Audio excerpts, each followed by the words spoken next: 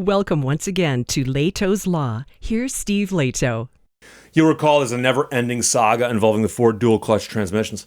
And it looks like part of that saga is coming to an end, but never say never. Ford Fiesta Focus owners could get thousands of dollars apiece, lawyers predict. And yes, there's a comma between Fiesta and Focus. Those are two different cars. Phoebe Wall-Howard wrote the article for the Detroit Free Press. The Free Press is a newspaper I delivered as a child. And it's a fabulous story, and she's a great reporter. She's been chasing this story down, and she's not going to let go of it. A federal judge approved the other day a Ford Motor Company class action settlement that will result in the repurchase of thousands of defective Ford Fiestas and Focus vehicles for up to $22,000 apiece, according to lawyers who worked on the settlement. And this is interesting because you'll recall this case settled last year. And some people objected to the settlement, saying it's not good enough. It went up on appeal, and the appellate court said, you know something? Send it back down. Take another look at it. They sent it back down. They worked on it. They came up with a better settlement. So congratulations all the way around. Michael Kirkpatrick is one of the lawyers who forced that to happen. He said you could see where the settlement could end up costing Ford hundreds of millions of dollars, possibly $500 million. He's a lawyer at the nonprofit Public Citizen Consumer Advocacy Group. Ford customers claimed in legal filings that their 2012 to 2016 Focuses and 2011 to 2016 Fiestas were built with transmissions prone to shuddering, slipping, bucking, jerking, hesitation while changing gears, premature internal wear, delays in downshifting, and in some cases sudden or delayed acceleration. And so I've represented people who've owned those cars, and I've driven one myself, and they do this. And if you bring your car to the dealership under warranty, the first thing they do is they say, oh, we'll reflash the transmission. You bring it back a second time, they say, oh, we're going to replace this part. Bring it back a third time, they go, oh, we're going to replace that part. You bring it back the fourth time, they go, there's nothing wrong with it. And in fact, Phoebe Wall-Howard found internal documents at Ford where they sent stuff to the dealership saying, hey, look, just gaslight these people. If they come in and say their car is shifting funny, say, what are you talking about? We don't know what you're talking about. Or that's a characteristic of that transmission. When they knew, when these things were being shipped, they were defective. Detroit Free Press out of gear investigation, again by Phoebe Wall-Howard, published in July, revealed for the first time internal company documents and emails that showed that Ford knew that the DPS6 Trans, which is the power shift, was being built over the last decade, but they were defective from the start, and Ford continued building them and selling them and attempting to repair them, but they never came up with a fix. After that article broke, Ford extended warranty coverage for more than 500,000 vehicle owners. But again, it doesn't do you any good if they don't have a fix. And that's one of the problems. It's a presumption that when you buy something that has a warranty that you're covered. If they can't fix it, the warranty is useless.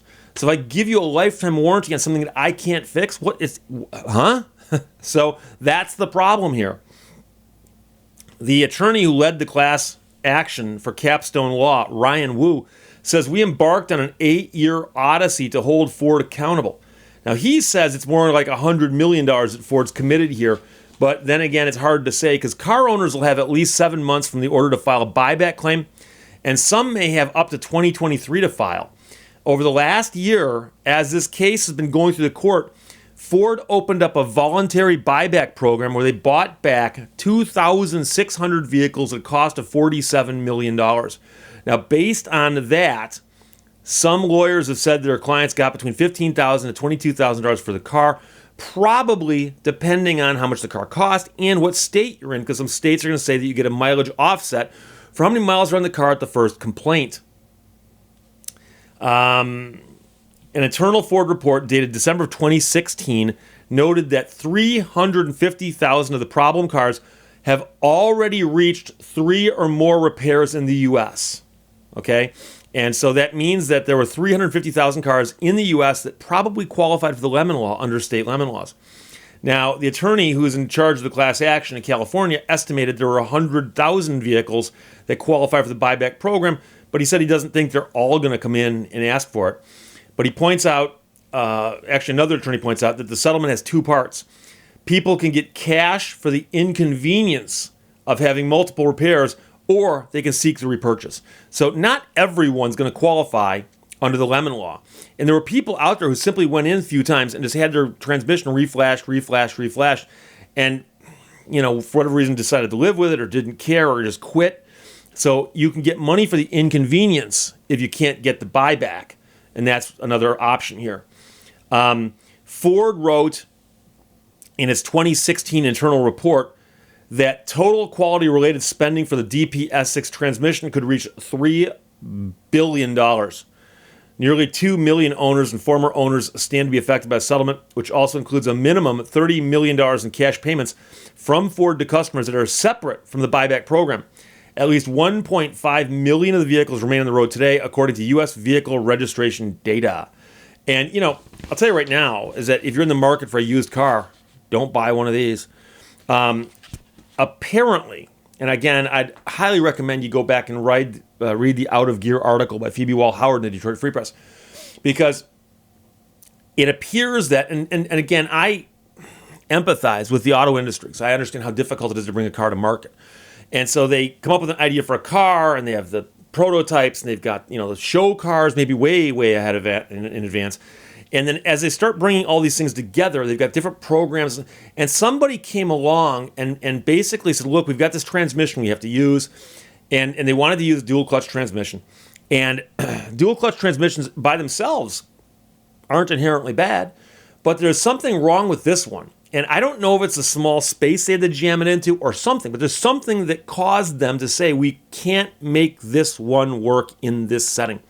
And there were people on the program internally warning each other, saying, look, we haven't got this fixed yet. This has not been fixed. They were aware of the problem before they shipped the vehicles. They knew the problem was there. And so what happened was, there were guys inside the program saying, we don't have a fix yet. What should we do? And they came to a point in the road, figuratively speaking, where there's the choice. Do we pull the trigger and build the cars and sell them and hope we can fix them down the road?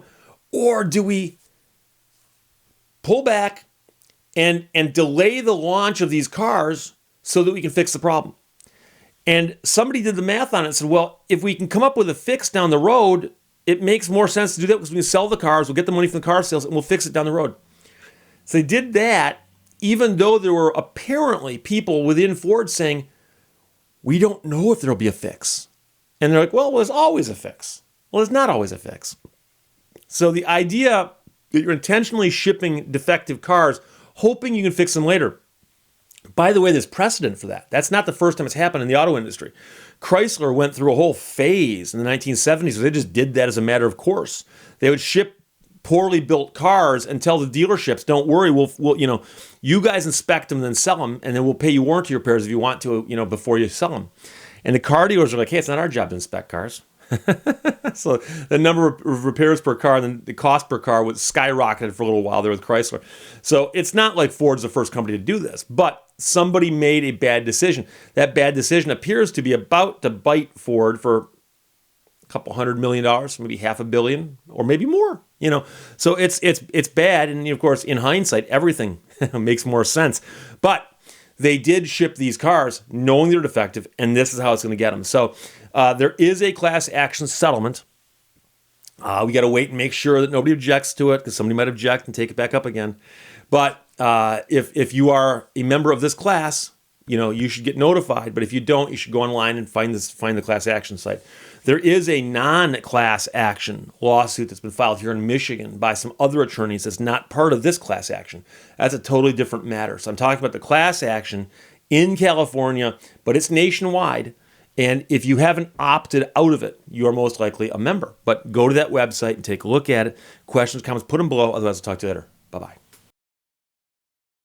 Thank you for watching Lehto's Law. You know, Hobbs, some days even my lucky rocket ship underpants don't help.